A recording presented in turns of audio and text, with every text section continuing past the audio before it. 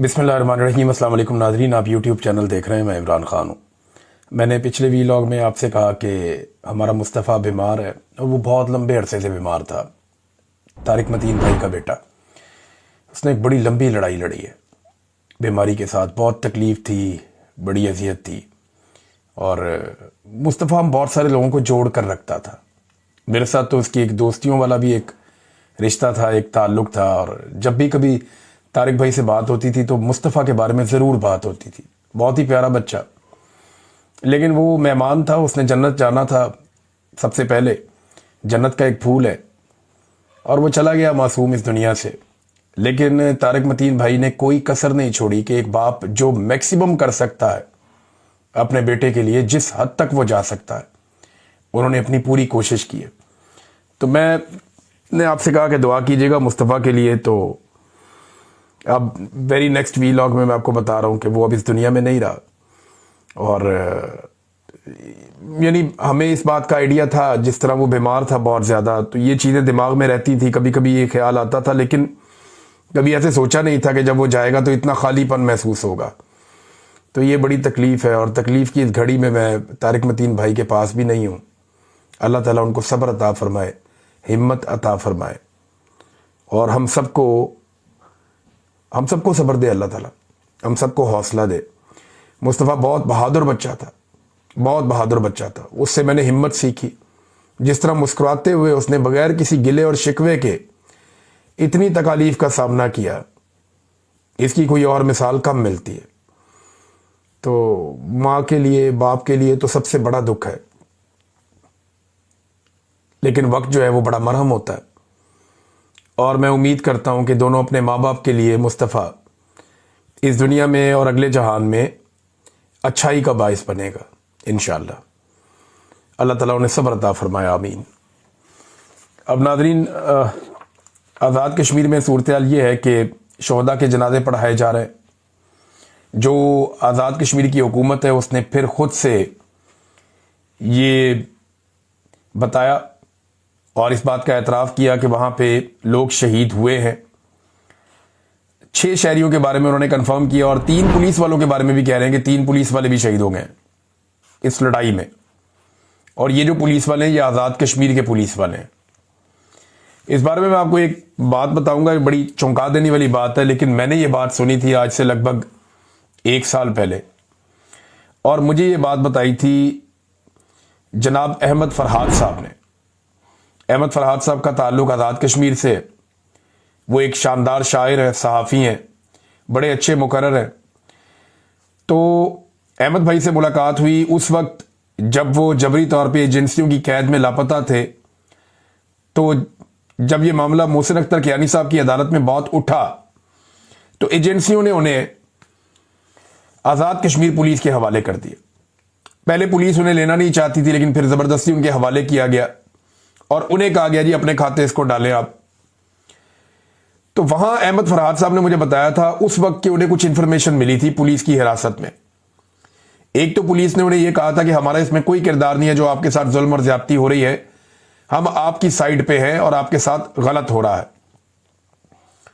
दूसरा, वहां पे क्योंकि उनके साथ अहमद फरहाद का ये एक खूबी है कि वो जहां बैठते हैं वहां पे एक महफिल लगाते हैं और लोग उनसे बात करना चाहते हैं।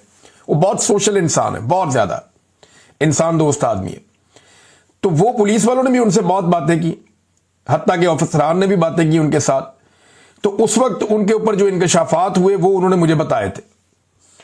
उन्होंने कहा कि मिलिट्री एस्टेब्लिशमेंट ये चाहती थी, जब पिछली मरतबा आज़ाद कश्मीर के अंदर अवामी एक्शन कमेटी निकली, तो वो ये चाहते थे कि आज़ाद कश्मीर के कुछ पुलिस वाले शहीद हो जाएं या उनका खून बह जाए। अगर आज़ाद कश्मीर के पुलिस वाले मारे जाएंगे तो फिर हम 9 मई की तरह का एक बड़ा ऑपरेशन आज़ाद कश्मीर में करेंगे और मीडिया को साथ मिलाकर नेशनल और इंटरनेशनल लेवल के ऊपर एक बड़ा प्रोपेगेंडा खड़ा करके इन्हें अलग करके अवामी एक्शन कमेटी को, इनके लोगों को गिरफ्तार करेंगे। वो 5-10 हजार बंदा भी हम जेलों में डाल देंगे। यह पूरा एक मंसूबा था जो मुझे उस वक्त अहमद फरहाद साहब ने बताया। वो चाहे तो कंफर्म कर सकते हैं, उनके लिए हालात बहुत मुश्किल है क्योंकि उनको लगातार मॉनिटर किया जा रहा होता है और उनके लिए मुश्किलात बहुत ज्यादा हैं पाकिस्तान में جو ان کی فیملی کے ساتھ ہوا, جو ان کے ساتھ ہوا. لیکن انہوں نے مجھے یہ بات اس وقت بتائی تھی اور آج میں وہ ہوتا ہوا دیکھ رہا ہوں. مظاہرین میں سے کئی لوگوں نے یہ دعویٰ کیا, اور جو وہاں جرنلسٹ ہیں انہوں نے دعویٰ کیا جی پولیس والوں کو مظاہرین نے نہیں مارا, انہیں گولی سیکیورٹی فورسز نے ماری ہے. اور کئی جگہ پہ پولیس والے کہہ رہے ہیں ہم لوگوں سے لڑنا نہیں چاہتے, آپ کیوں ہم سے تشدد کروا رہے ہیں ہمارے اپنے لوگوں کے اوپر. ان کے مطالبات ہیں ان کو انگیج کریں, ان کے ساتھ بات کریں, اور لوگ پرامن ہیں. لیکن دوسری طرف سے گولی چلتی ہے اور مظاہرین جو ہے وہ اٹھا کر لے کر جا رہے ہیں پولیس والوں کو علاج کروانے کے لیے.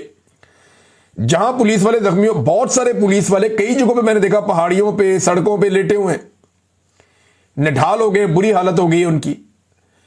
اور یہ سارے جو آزاد کشمیر کے پولیس والے ان کو ریسکیو کون کر رہا ہے؟ آزاد کشمیر کے شہری, جنہیں یہ مارتے ہیں مارتے مارتے مارتے نڈھال ہو جاتے ہیں, پھر وہی شہری آ کے ان کو ریسکیو بھی کرتے ہیں. جو اسلام آباد پولیس آئی ہے اور باقی لوگ آئے وہ ان کو چھوڑ کے چلے جاتے ہیں. ایف سی بھی ان کا خیال نہیں رکھ رہی. تو آزاد کشمیر پولیس کے اندر ایک بڑا عجیب و غریب احساس پیدا ہو رہا ہے, اور کچھ اطلاعات یہ آ رہی ہیں کہ آزاد کشمیر پولیس یہ نہیں کرنا چاہتی جو ان سے زبردستی کروایا جا رہا ہے. اب ہرمیت سنگھ صاحب نے ایک, اور دیگر کچھ اور لوگوں نے بھی یہ ٹویٹ کیا ایک ویڈیو کو. یہاں پہ اسلام آباد پولیس کی وردیاں جو ہیں وہ درختوں کے ساتھ ٹانگی ہوئی ہیں. رات کے وقت کی ویڈیو ہے, اندھیرا ہے وہاں پہ, لیکن ایک شخص ویڈیو بنا رہا ہے. اسلام آباد پولیس کی جو وردیاں یونیفارم ہے, اب وہ لوگ کہیں قابو آ گئے مظاہرین کے, تو ان کے یونیفارم جو ہے وہ درختوں پہ ٹانگے ہوئے ہیں اور لائن سے ٹانگے ہوئے وہ نظر بھی آ رہے ہیں. اب یہ سچویشن کس کو سوٹ کرتی ہے؟ یہ مناظر کہاں دیکھے جائیں گے؟ پوری دنیا میں دیکھے جائیں گے. اب یہ کوئی جان بوجھ کر رہا ہے یا شہری کر رہے ہیں؟ شہری تو وہ کلیم کر رہے ہیں بار بار عوامی ایکشن کمیٹی والے کہ ہم پوری طرح سے پرامن ہیں, ہم کسی کے اوپر ٹارچر نہیں کر رہے. اور بے شمار مناظر میں نے دیکھے کہ وہ ریسکیو کر رہے ہیں خود کو مارنے والوں کو بھی. اوورسیز پاکستانی بھی متحرک ہو گئے. برمنگم میں ایک واقعہ پیش آیا, کونسلیٹ جو وہاں پہ برمنگم میں ہے پاکستان کی, اس کی جو بیک سائڈ ہے وہاں سے نکل کے بھاگنے کی کوشش کر رہے تھے, نکل کے چپ کر کے جا رہے تھے کونسل جنرل.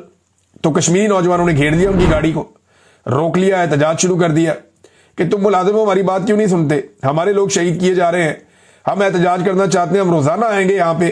اور ہم نے بار بار کہا کہ ہم کونسلیٹ میں آ کے اپنے ایک نمائندے کو بھیج کے اندر ایک باقاعدہ احتجاج ریکارڈ کروانا چاہتے ہیں تاکہ وہ ریکارڈ کا حصہ رہے. لیکن وہ بیک سائڈ سے نکل رہے تھے, وہاں سے جا کے شہریوں نے روک لیا اور لوگ کے وہاں پہ انہوں نے شدید احتجاج کیا. اب جو بڑی خبر ہے اس میں وہ یہ ہے کہ آج کے دن میں کشمیری مظفر آباد کی طرف بڑھنے کی کوشش کریں گے. مظفر آباد آزاد کشمیر کا دارالحکومت ہے. آزاد کشمیر کی جو ٹوٹل آبادی ہے وہ 4 سے 5 ملین کے بیچ میں ہے, لگ بھگ 40 سے 50 لاکھ کے بیچ میں. یہ بہت بڑی آبادی نہیں ہے, پاکستان کی 25 کروڑ کی آبادی ہے. اب یہ لوگ بڑھیں گے مظفر آباد کی طرف, اور ان کا یہ دعویٰ ہے کہ مظفر آباد جانے کے بعد وہ عوامی حکومت قائم کریں گے اور اس حکومت کو گرا دیں گے.